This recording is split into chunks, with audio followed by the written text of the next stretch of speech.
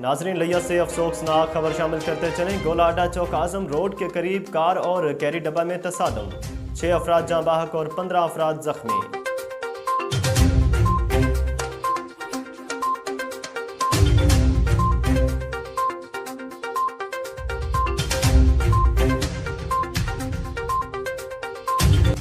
بائیس افراد حادثہ کا شکار ہوئے، جن میں 6 افراد جاں بحق ہوئے جبکہ 15 افراد زخمی ہو گئے۔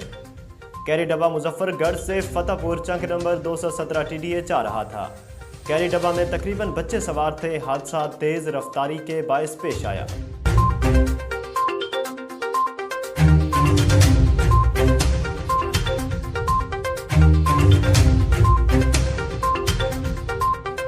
District emergency officer doctor Sajjad Ahmad کی انسیڈنٹ کمانڈر کو حادثہ میں بروقت جاں بحق اور زخمی ہونے والوں کو بہتر طبی سہولیات فراہم کرنے کی ہدایات۔ ریسکیو 1122 کی امدادی ٹیموں نے بروقت پہنچ کر امدادی کارروائیاں شروع کر دیں۔ حادثہ میں جاں بحق اور زخمی ہونے والوں کو تحصیل ہسپتال چوک اعظم منتقل کیا جا رہا ہے۔ اس وقت ہمارے ساتھ وسیم حیات، media coordinator Punjab emergency department لیا موجود ہیں۔ جی بتائیے گا کیا تفصیلات ہیں؟